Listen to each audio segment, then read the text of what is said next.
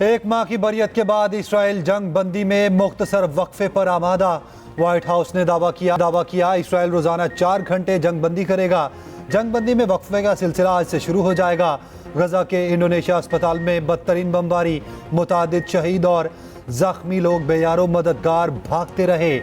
Israel के वहशियाना हमलों में 10,800 से ज्यादा फलस्तीनी शहीद हुए। एक माह में 40 से ज्यादा सहाफ़ी भी जान से गए। फलस्तीनी वजीर आज़म ने दुनिया के सामने सवालात रख दिए। पूछा, जंग रोकने के लिए कितने फलस्तीनियों को जान देना पड़ेगी? क्या 30 दिनों में 10,000 शहादतें काफ़ी नहीं? किसी मुल्क को दूसरे मुल्क की ज़मीन पर कब्जे का कोई हक नहीं। हम पर कब्जा हो चुका। हम वो लोग हैं जिन्हें असल में दिफा की ज़रूरत है।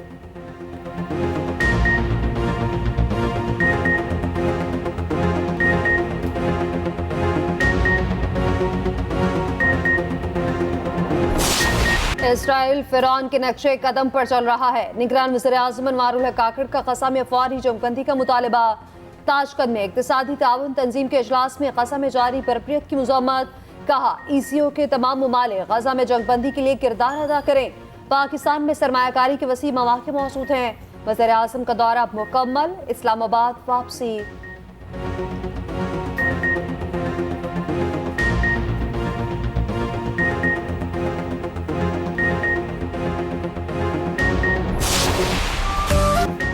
मरी में हर शय सफेदी में गुम। सीजन की पहली बर्फबारी ने माहौल बना दिया। नथिया गली में भी सफेद मोतियों की बरसात। इस्लामाबाद और रावलपिंडी में ओले पड़े। मरी रोड यालाबारी के बाद सफेद हो गई। बालाकोट में भी बादल जमकर बरसे। नारायण और कागान के पहाड़ों पर बर्फबारी। आज़ाद कश्मीर की वादियां भी बारिश के बाद निखर गईं। सर्दी की शिद्दत में इजाफा। बाबूसर टॉप बर्फबारी के बाद ट्रैफिक के लिए बंद। बटाकुंडी में भी सीजन की पहली बर्फबारी।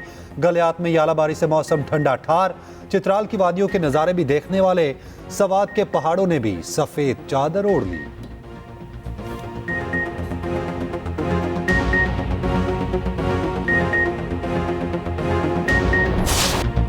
मुश्किल नहीं, तकरीबन नामुमकिन। पाकिस्तान का सेमीफाइनल में पहुंचना दीवानी का ख्वाब बन गया। न्यूजीलैंड की जीत ने मुश्किलात का केटू खड़ा कर दिया। सादा जीत पाकिस्तान के कुछ काम ना आ सकेगी। पाकिस्तान को इंग्लैंड को तकरीबन 287 रन से शिकस्त देना होगी। पाकिस्तान अगर पहले बैटिंग करके 300 रन बनाए तो इंग्लैंड टीम को 13 रन पर आउट करना होगा। इंग्लैंड ने पहले बैटिंग की तो पाकिस्तान को हदफ 2.4 ओवर्स में हासिल करना होगा। दोनों टीमें 11 नवंबर को कोलकाता में आमने सामने होगी।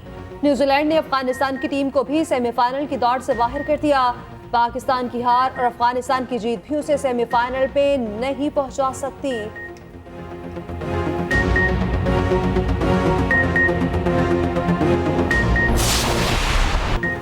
न्यूजीलैंड की सेमीफाइनल में जाने की राह हमवार। श्रीलंका को अहम मैच में 5 विकेटों से शिकस्त दे दी।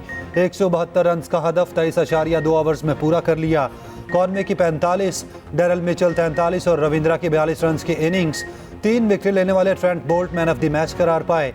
10 पॉइंट्स के साथ टेबल पर चौथी पोजीशन बरकरार। रन रेट भी 0.743 हो गया। पाकिस्तान का नेट रन रेट 0.036 है।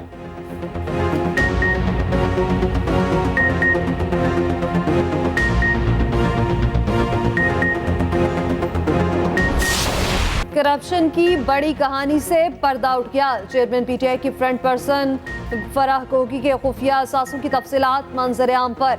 2017 से 2020 तक ज़ाहिरी और गैर ज़ाहिरी असासों में 4 अरब 52 करोड़ का हैरत अंगेज इजाफा। फराह कोगी ने 2020 में 95 करोड़ रुपए के असासों को तस्लीम किया। इससे हटकर 3 अरब 82 करोड़ के असासे निकल आए। सिर्फ 3 सालों में ज़ाहिरी असासे 420% बढ़े। गैर ज़ाहिरी असासों में 15,000% इजाफा हुआ। तमाम असासे फराह गोगी की जाती मलकियत निकले। शौहर एहसन जमील गुजर और रिश्तेदारों के असासे अलहदा हैं। SECP के रिकॉर्ड के मुताबिक फराह गोगी 8 कंपनीज में हिस्सेदार भी हैं।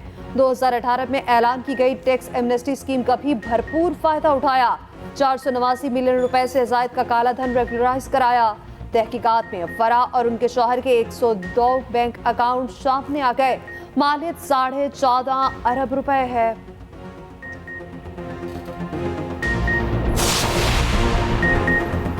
उस्मान बोजदार डमी वजीर आला थे। फराह गोगी और उनके खावंद असल मंसूबा साज थे। पंजाब में डीपीओ से पटवारी तक ट्रांसफर पोस्टिंग का शेयर जाता था। रहनुमा नून लीग अता तारड़ के इल्जामात। कहा फराह गोगी पकड़ी जाती तो फर बोलती। चेयरमैन पीटीआई ने फराह गोगी की करप्शन में सहूलतकारी की। इक़्तिदार खत्म होता देख चेयरमैन पीटीआई ने फराह गोगी को बाहर भेज दिया। बुशरा बीबी को भी जेल में होना चाहिए।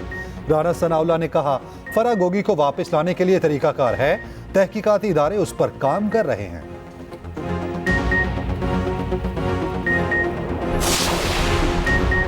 चेयरमैन पीटीआई हमें रियासती मदीना बनाने का बताते थे। घर में फराह गोगी जाती तिजोरियां भर रखी थी।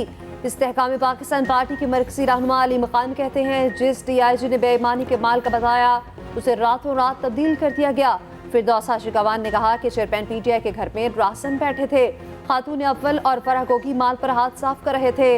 मानी का फैमिली और फराह गोगी के खजाने बढ़े। इन सब को गिरफ्तार किया जाए।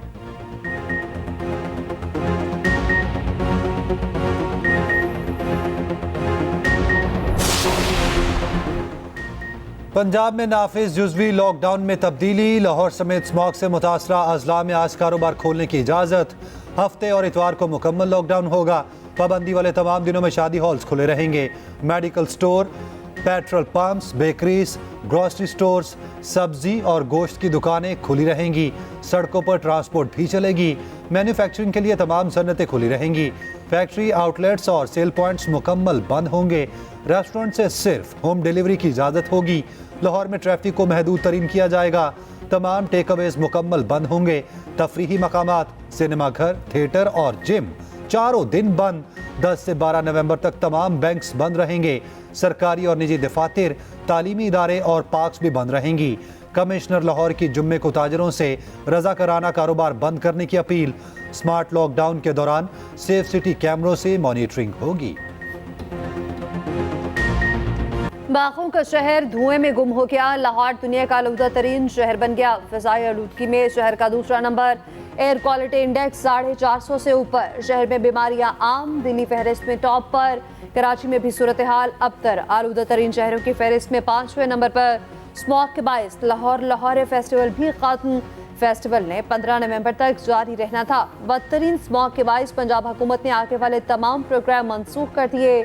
स्मॉग का बड़ा सबब बनने वाले तमाम तरक्याती काम अब तक जारी हैं।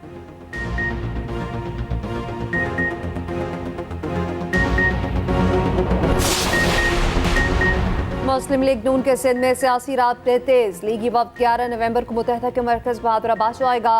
साद रफीक, अया सादिक और बशीर यमन शामिल होंगे। इंतखाबी इत्तेहाद के लिए कमेटी के क़याम पर बातचीत होगी।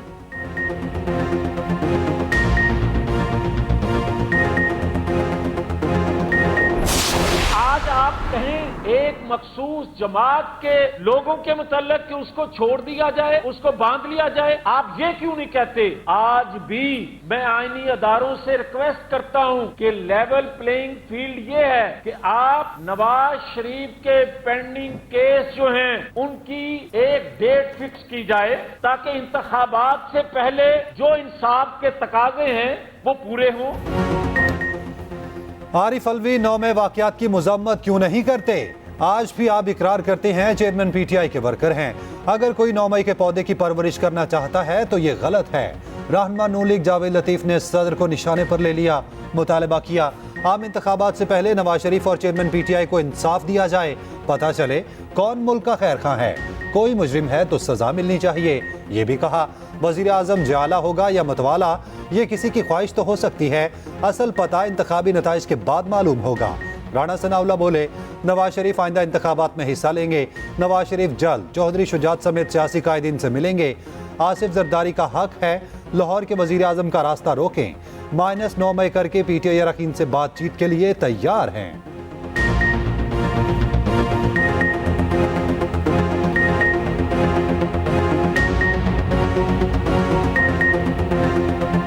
जिसने एक दिफाई अदारे के ऊपर हमला किया, उस टोले से माइनस पीटीआई और बाकी तमाम जमातें जो है उनके साथ हम बैठना चाहते हैं, उनको साथ लेके चलना चाहते हैं और मुल्क तभी इस बहरान से निकलेगा जब सब मिल के जो है वो चले। मुलाकात तो मियां नवाज शरीफ साहब का इरादा है कि वो तमाम सियासतदानों से करेंगे, तो उसमें जो क्यू लीग चौधरी शुजात साहब हैं उनसे भी। निगरान वज़ीर आला सिंध और सूबाई वज़ीर सेहत आमने सामने। तर्जुमान वज़ीर आला सिंध का कहना है मकबूल बाकिर के दौरों से साबित हुआ वज़ीर सेहत डॉक्टर साद खालिद नियाज अस्पतालों को बेहतर करने में बुरी तरह नाकाम रहे। वो साथ ही डॉक्टर्स के साथ दुश्मनियां निभाने में मसरूफ रहे। इजलासों को इसलिए मुलतवी करवाया कि उनकी नाकिस कारकर्दगी का जायजा ना लिया जा सके। निगरान वज़ीर सेहत की जुबान कोई मुहसिब या पेशावर डॉक्टर इस्तेमाल करने का सोच भी नहीं सकता। उनकी गलत बयानी और बेहूदगी से जाहिर है कि झूठ की कोई बुनियाद नहीं होती।